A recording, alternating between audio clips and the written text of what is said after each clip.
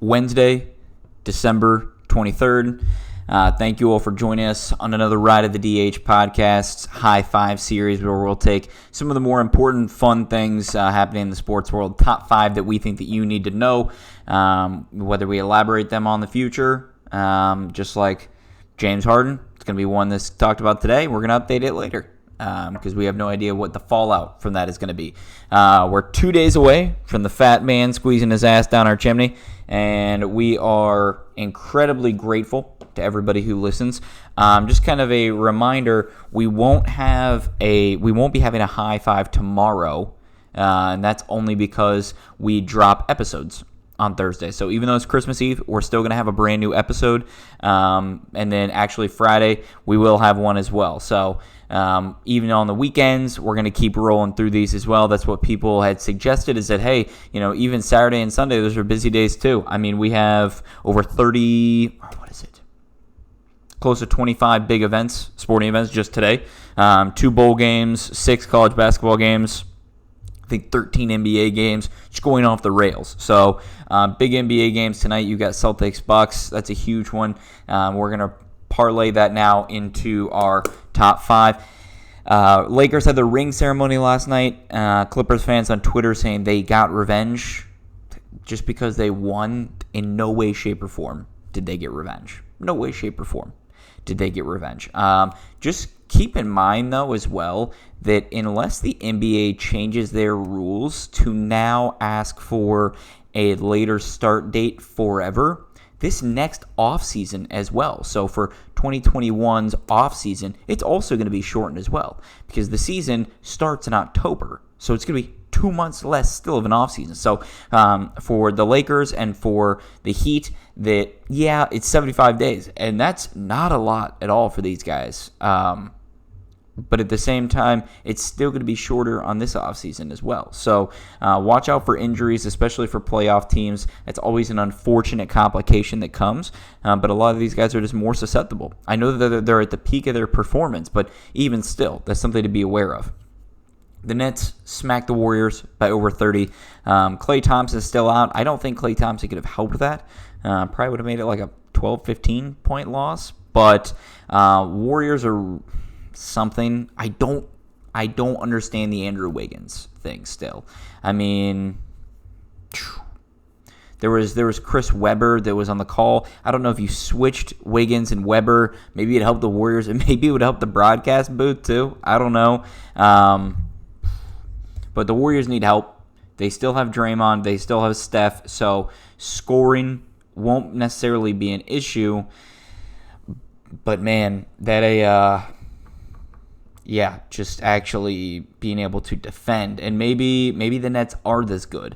I'm still very worried about the injury-prone lives and careers, I should say, that KD and Kyrie have had. Because when they're playing, they're on their first team All-NBA, no question about it. I mean, absolutely game changers. From shot creation, they're both two of the top 5 shot creators in the league, to player efficiency and actually being able to give the ball away. Like Kevin Durant didn't have a problem giving the ball to Steph and Klay. He didn't have a problem giving the ball to Draymond. So that's a huge part to hopefully why they can work together. And then night 1 looked phenomenal for them. So that's something to keep in mind as well. Number 2 is going to be that Harden broke protocol. It's no secret that James Harden wants out. And the way that he's doing it is he's just kind of going to, if he is not going to get an outright trade, he is going to force it. So that's exactly what he wants. And if he wants that, then he's most likely going to get it. So he still has a year plus actually on his contract left, so he doesn't even have to. The Rockets are at the moment just kind of digging their heels in the sand and saying, hey, you know what? You're going to live with this. You're going to live with it, and when the contract's done, just go be a free agent and just get out of here. None of these trade offers are that enticing that these teams are putting together because they know that they know that the Rockets are in a tight spot. It's not like Giannis to where he could have just, if he didn't sign the Supermax, which he didn't have to, he could have played out this whole year And then the Bucks would be worrying about, okay, are we going to re-sign him? Or is he going to jump ship? And then if he jumps ships, then we're literally back to square zero, not even square one. But now them getting Giannis allows them to be able to build upon it and actually get some key players because they don't have to worry about losing their star for at least 5 years. $228 million. Holy cow.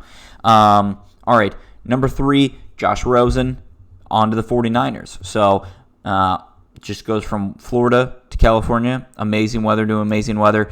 He's going to be under the 49ers, which means a couple things.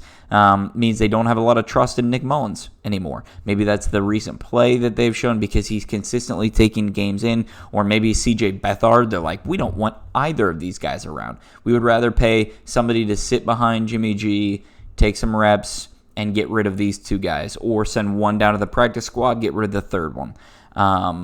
So they've signed Rosen. I don't know exactly the extent of what their plans are with him, but one can assume that he's going to be doing a lot of watching and molding with Jimmy G as well because that's one of the most injury-riddled teams. I mean, they had Nick Bosa get injured at the beginning of the year, Jimmy G, George Kittle, all within the first 4 weeks of the season.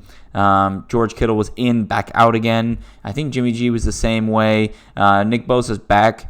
But again, the offseason is going to be huge for this team because when they can rebuild, they're a huge contender in the NFC West. Simple as that. I mean, but it is a stacked division. The NFC West and the AFC North, at least records-wise on paper, are the best divisions in their respective conferences. So being in last place in the best division still doesn't feel good, but you know that you got beat up for at least 6 games out of those 16.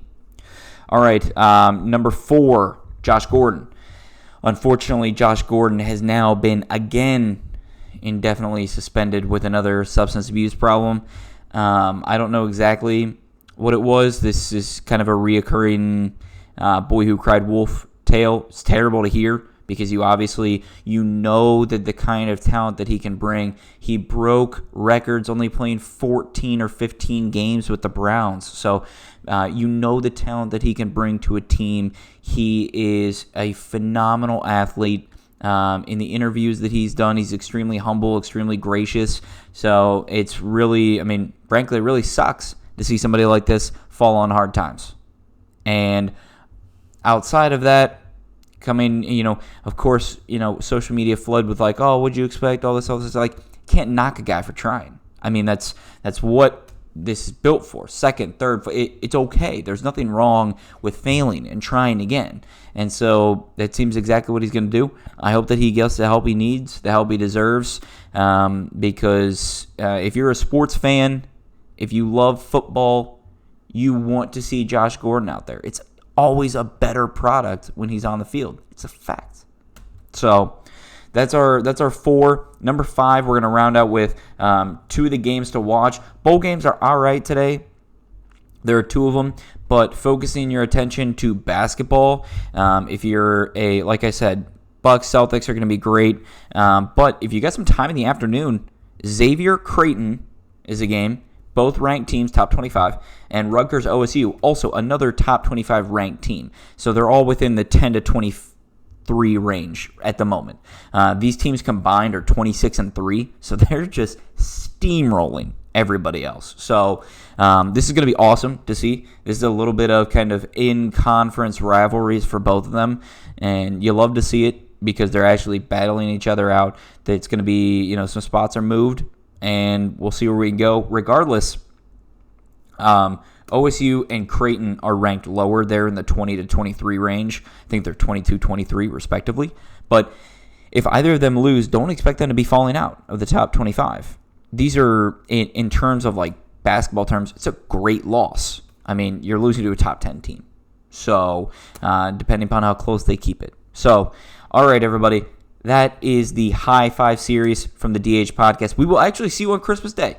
So we'll have an episode out on Christmas Day. I know you're with families. If nobody watches the video, I'll live. But again, you can also find this on any audio platform as well. So whether it's Spotify, Apple, Google. We just signed up for another one, so that'll be our 9th audio platform, and we can go from there. But I really appreciate you all for being around, giving us a shot. And again, we'll have our brand new episode. We always have a full weekly episode every Thursday, so that'll be popping out on Thursday. Take care, everybody.